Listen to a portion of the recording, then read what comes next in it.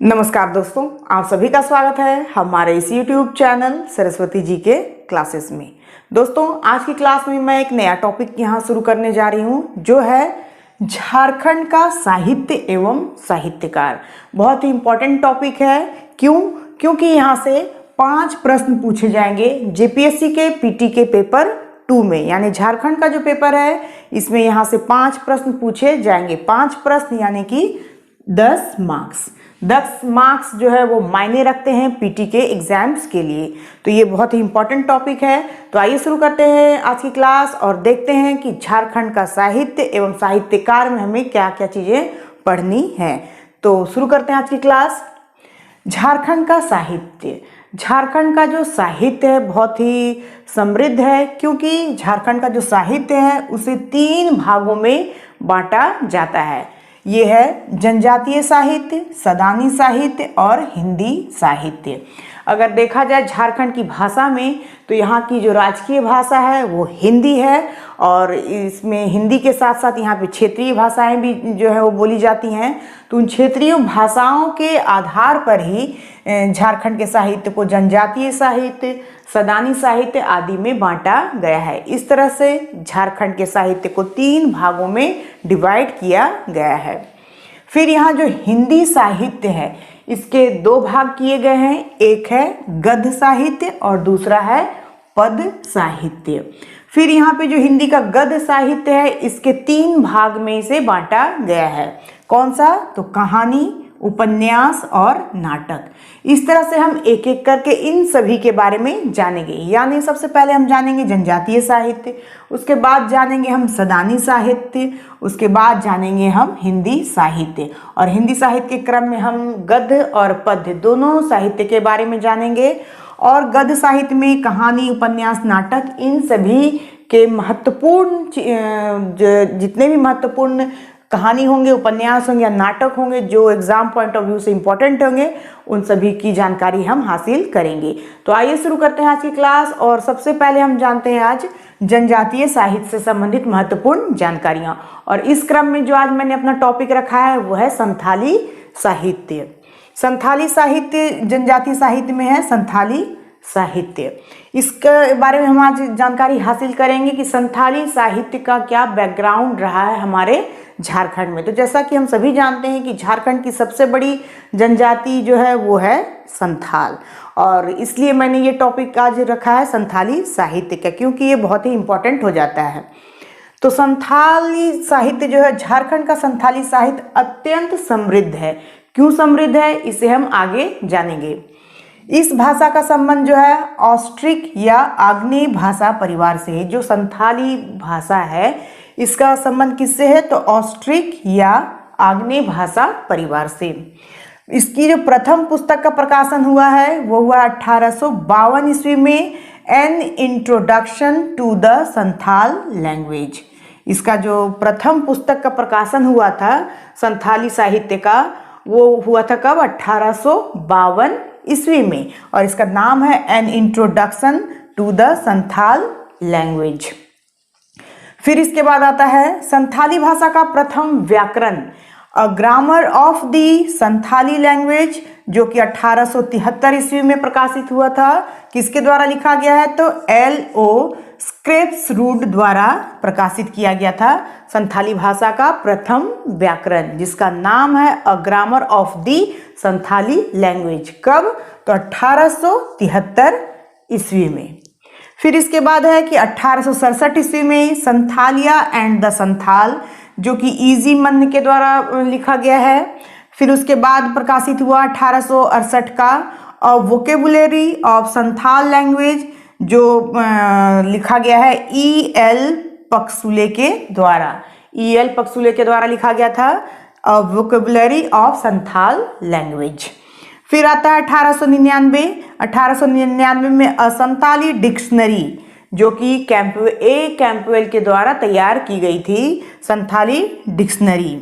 फिर 1929 ईस्वी में materials for a Santhali grammar, जो कि प्रकाशित किया गया था P.O. बॉन्डिंग के द्वारा।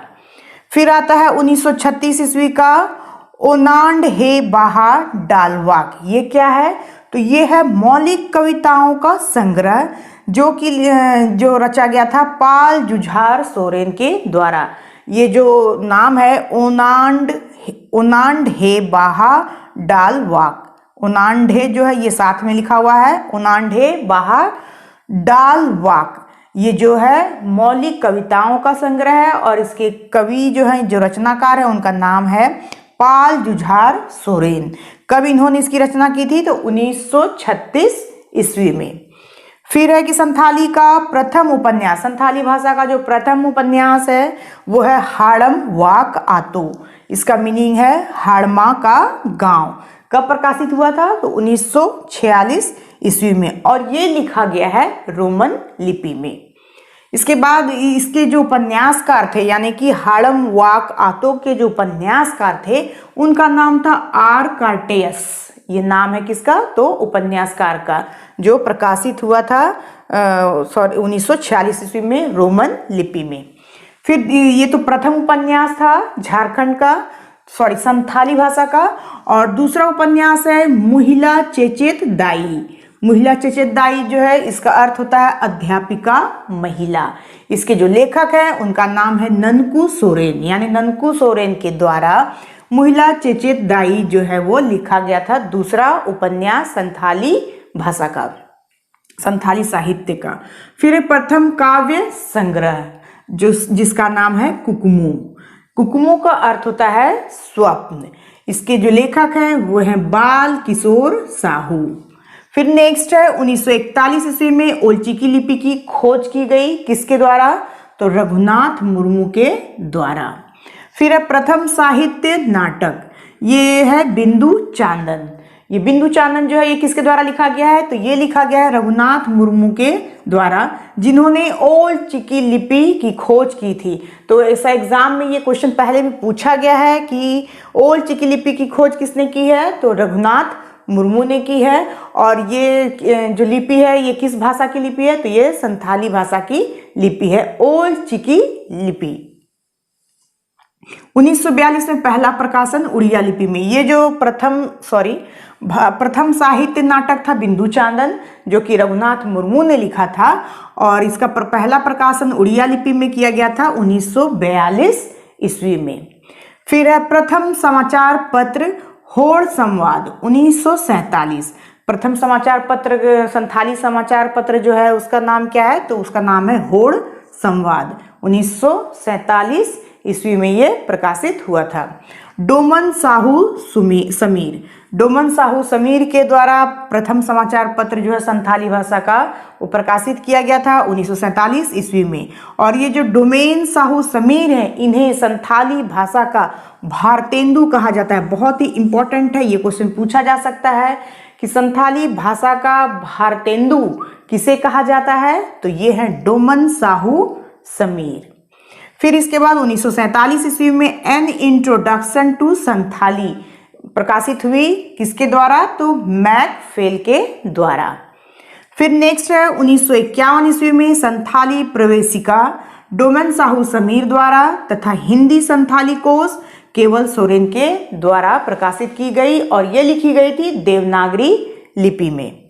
फिर है 1953 ईस्वी का भुरका इम्पील 41 कविताओं का ये संग्रह है। भुरका इम्पील जो है 41 कविताओं का संग्रह है। 1953 ईस्वी में ये प्रकाशित हुआ, और ये शारदा प्रसाद किस्कू जो है उनके द्वारा इस कविता का संग्रह किया गया था। नाम यह है शारदा प्रसाद किस्कू।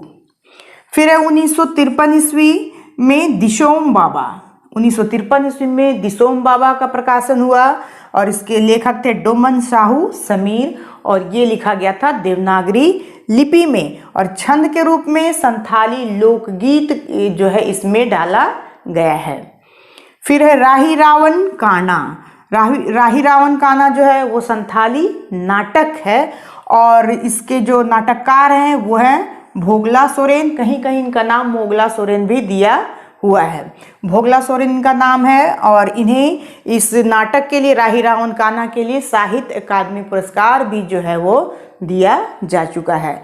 तो ये कुछ इम्पोर्टेंट जानकारियां थी जनजातीय साहित्य के क्रम में संथाली साहित्य से। तो इस तरह से हम एक एक करके और भी जितनी भी जनजातीय भाषाएं हैं उनके साहित्य, उनकी भाषा साहित्य के बारे में जानकारी हासिल करेंगे, साथ ही उनके साहित्यकार के बारे में जानकारी हासिल करेंगे। मैं एक चीज़ और यहाँ बता दूँ कि जो संथाली भाषा साहित्य के जो वैसे लेखक या कवि या जो भी साहित्यकार हैं, उन्हें जो साहित्य अकादमी पुरस्कार दिए गए थे, उनसे संबंधित वीडियो भी जो है वो आपको बहुत जल्दी उपलब्ध कराए जाएंगे। तो आज के लिए बस इतना ही। नेक्स्ट वीडियो में हम फिर मिलते हैं नेक्स्ट साहित्य और साहित्यकार के साथ। तब तक के लिए धन्यवाद। जय हिंद, वंदे मातरम।